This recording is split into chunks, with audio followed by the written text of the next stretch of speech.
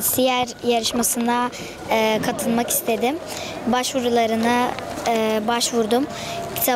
Kitabı aldım. Her gece bir saat okudum. Arkadaşlarımla soruları çözdük.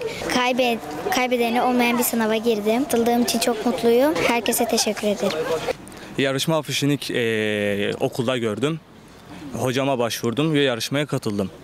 Yarışma kitabını verdiler. Arkadaşlarımla birlikte yarışmaya katıldık. Yarışmaya katıldık. Soru çözümleri yaptık. Kitapta çok güzel örnek, Hazreti Muhammed'in hayatını öğrendik. Çok güzel örnekler aldık. Hazreti Muhammed'in hayatından çocuklara sevgisi, şefkati. Kitabı inşallah hayatıma tahsis edebilirim. Hazreti Muhammed'in hayatını falan. İnşallah onu örnek alabilirim inşallah. Bizim için kaybedilmeyen bir yarışma oldu. En büyük ödül zaten de Hazreti Muhammed'imizin, Efendimizin hayatını öğrenmek. Bu sınavı posterden gördüğümde aslında hediyeleri almak istemedim.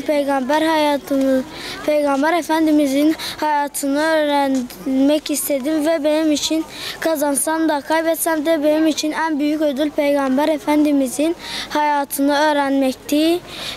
Ben Peygamber Efendimizin hayatındaki dürüstlükleri, sadıklıkları kendime geçirmek istiyorum ve Allah'ın izniyle bunları yapmak için çok çaba sarf edeceğim.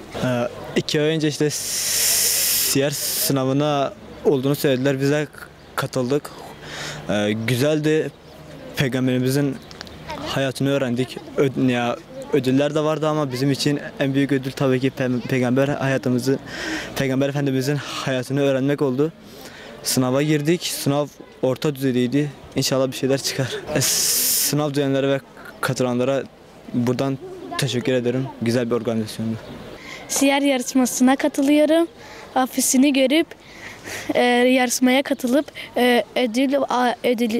ödüle baktım ama Peygamberimizin hayatını öğrenmek daha güzeldi. Ben yarışmaya kazansam da kazanmasam da en güzel çaba da Peygamber Efendimizin hayatını öğrenmektir. Daha güzeldir. Kitabını alıp afişe bakıp kitabını alıp her gün her akşam sabah 1 saat okuyorum. Arkadaşlarımla soru çözüyorum. Öyle çalışıp böyle çaba gösterip Peygamber Efendimiz gibi dürüst böyle doğruluk öğrenmek istiyorum ben de.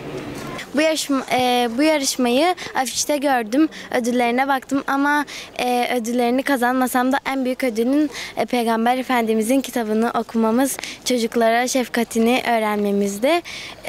Kitap çok güzeldi. Bence ne diyeceğim ben? En büyük örnek sevgiydi bize. Peygamber Efendimiz'i çok seviyorum.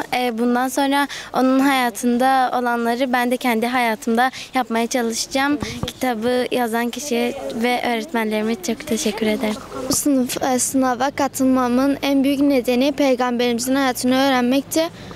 Peygamberimizin hayatını öğrendiğim için çok mutluyum. En büyük ödül Peygamberimizin hayatını öğrenmekti. Yani diğer ödüller de önemli ama bence en önemli ödül Peygamberimizin hayatını öğrenmekti. Sınava katıldığımda çok heyecanlıydım ve katıldığım için de çok mutlu oldum.